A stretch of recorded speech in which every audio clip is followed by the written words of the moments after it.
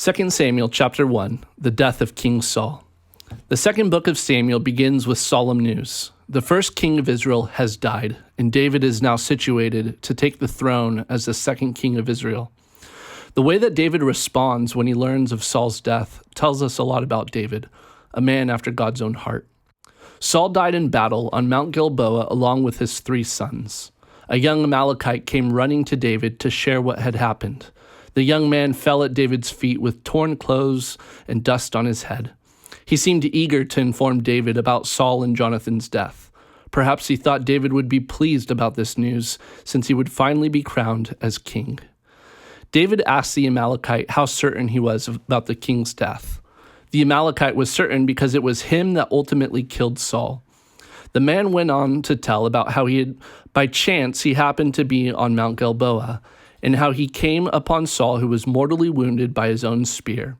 The man testified about how Saul was hanging on by the last thread of life, and Saul asked the Amalekite to put him out of his misery. The man did what Saul had asked, and he killed the king. He then took the crown and the armlet of Saul and brought them to David. The Amalekite called David, "My Lord," as he handed the crown and the armlet to the new king of Israel. It seems that the Amalekite thought he was helping David by killing Saul and bringing David the royal crown. Yet some wonder if the Amalekite's story was even true. The Amalekite is not mentioned in other biblical accounts of Saul's death.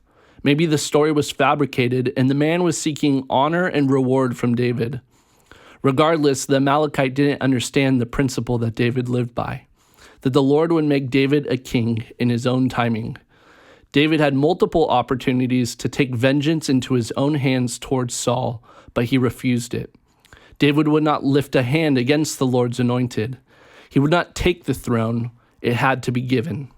David trusted that the Lord would deal with Saul according to his own way, and that God didn't need David's help. God gives life and God takes away life, and man has no part to play in that. The Amalekite was probably surprised by David's response to the news. David and his men tore their clothes, wept, and fasted. The Amalekite was undoubtedly surprised when David asked him, "How is it that you are not afraid to put your hand to destroy the Lord's anointed?" The Amalekite was certainly shocked when he heard David call over one of his young men and said, "Go execute him." The Amalekite was struck dead for his sin against the Lord and the capital crime of killing the king of Israel, or for bearing false testimony. David then laments over the death of Saul and Jonathan. In a song known as the Song of the Bow, we get a glimpse into David's heart and what he felt towards Saul and Jonathan. David didn't see Saul as an enemy. Rather, David saw glory in Saul and sought to protect his reputation. David didn't want anyone to be happy about Saul's death. He felt that creation itself should mourn the death of the king of Israel. David commended Saul and Jonathan for their military service. They were true warriors. David recognized the unity, success, and strength that Saul and Jonathan brought to Israel. David honored Saul for his leadership toward economic prosperity in Israel.